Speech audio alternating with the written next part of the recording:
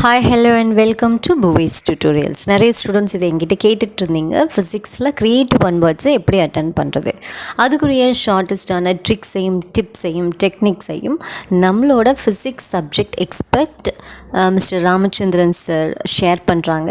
இந்த டிப்ஸ் எல்லாமே உங்களுக்கு யூஸ்ஃபுல்லாக இருக்கும். சார் சொல்கிற விஷயங்கள் எல்லாம் கொஞ்சம் ஃபாலோ பண்ணி பாருங்கள். தென் உங்களோட சஜஷன்ஸை ஃபீட்பேக்கை நம்ம கமெண்ட்டில் சொல்லுங்கள். ஓகேயா?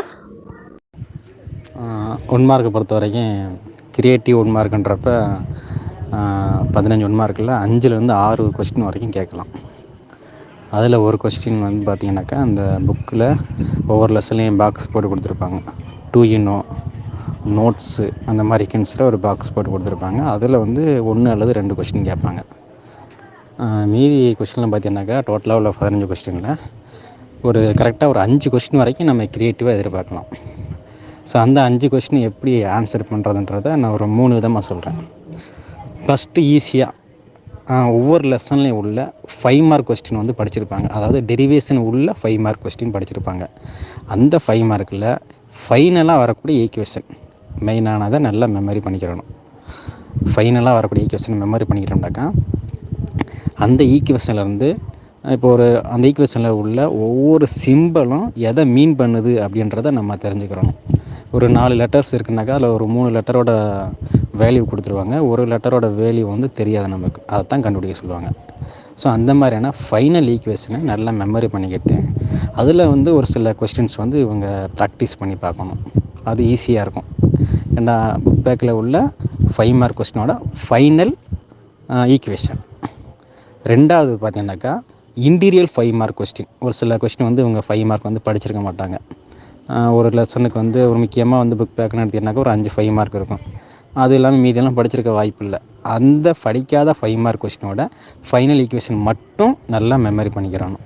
சப்போஸ் அந்த கொஸ்டின் படிக்காமல் இருக்கலாம், ஆனால் அதில் உள்ள ஃபைனல் ஈக்குவேஷன் மட்டும் நல்லா படிச்சுக்கிறணும். ஃபைனல் ஈக்குவேஷன் படிக்கிறது மட்டும் இல்லாமல் அதில் உள்ள ஒவ்வொரு சிம்பிளும் எதை மீன் பண்ணுது அப்படின்றத அவங்க தெரிஞ்சுக்கிறனா தான் முக்கியம். அதில் ஒரு சில கொஸ்டின்ஸ் வந்து ப்ராக்டிஸ் பண்ணி பார்த்துக்கிட்டாங்கன்னாக்கா அவங்களுக்கு வந்து ஒரு ஐடியா கிடச்சிடும். மூணாவதாக இது வந்து நம்ம புக் பேக் 5 மார்க்கு இன்டீரியல் 5 மார்க் பார்த்தாச்சா. மூணாவது பார்த்தீங்கன்னாக்கா அவங்க படிப்பாங்க 2 மார்க் கொஸ்டின் புக் பேக்கில் படிப்பாங்க, இன்டீரியர்லாம் படிப்பாங்க. மேக்ஸிமம் அந்த 2 மார்க் கொஸ்டின் எல்லாமே வந்து இவங்க படிச்சிருவாங்க. அந்த 2 மார்க் கொஸ்டின் எல்லாத்துலேயுமே வந்து ஈக்குவேஷன் வராது. ஒரு சில கொஸ்டின்ஸ் மட்டும்தான் ஈக்குவேஷன் வரும். அந்த ஈக்குவேஷன் வரக்கூடிய கொஸ்டின்ஸை நல்லா பார்த்துக்கிறோன்னா அதில் உள்ள ஈக்குவேஷன் மட்டும் நல்லா பார்த்துக்கிட்டோம்னாக்கா அதில் என்னென்ன ஒவ்வொரு ஈக்குவேஷனும் என்னென்ன மீன் பண்ணுது அப்படின்னு பார்த்துக்கிட்டாக்கா அதில் வரக்கூடிய வேல்யூவை அப்ளை பண்ணி ஆன்சர் பண்ணுற மாதிரி இருக்கும். இப்படி தான் மிஸ் ஃபைனல் ஈக்குவேஷன் நல்லா படிச்சுக்கிறோன்னு சொல்லியிருந்தேன். அதில் மிக முக்கியமானது என்னென்னு பார்த்தீங்கன்னாக்கா ஒரு சில 5 மார்க் கொஸ்டினில், அதாவது புக் பேக்காக இருந்தாலும் சரி அல்லது இன்டீரியல் 5 மார்க்காக இருந்தாலும் சரி, ஃபைனல் ஈக்குவேஷன் வரும்போது அதனோடு தொடர்புடைய ஸ்பெஷல் கேஸ் ஒன்று ஒரு சில கொஸ்டின்ஸ் எல்லாம் இருக்கும். இப்போ உதாரணத்துக்கு வந்து நம்ம யூனிட் 1 எடுத்தோம்னாக்கா எலக்ட்ரோஸ்டாட்டிக்ஸில் இந்த எலக்ட்ரோஸ்டாட்டிக் பொட்டன்ஷியல் அப்படின்னு சொல்லி ஒரு 5 மார்க் கொஸ்டின் இருக்கும். அதில் வந்து ஃபைனல் ஈக்குவேஷன் முடிஞ்சதுக்கப்புறமா theta which is equal to 0 degree 90 degree and 180 degree apply பண்ணி ஒரு சில வேலையை கண்டுபிடிச்சிருப்பாங்க. ஸோ அந்த மாதிரியான ஸ்பெஷல் கேஸ் வரக்கூடிய கொஸ்டின்ஸ் எல்லாமே நல்லா பார்த்துக்கிறணும். அதில் வந்து ஒரு டீட்டா அப்ளை பண்ணி ஆன்சர் கண்டுபிடிக்கிற மாதிரி இருக்கும். மெயினாக அதை நல்லா பார்த்துக்கிறோங்க.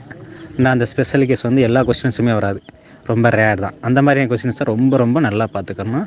அதில் வந்து கிரியேட்டிவ் 1 மார்க் கேட்கறதுக்கு அதிகமான பாசிபிள் இருக்குது. ஃபிசிக்ஸை பொறுத்த வரைக்கும் இந்த மாதிரியான ஈக்குவேஷன் வந்து அப்ளை பண்ணி பார்க்குறது ரொம்ப ஈஸி.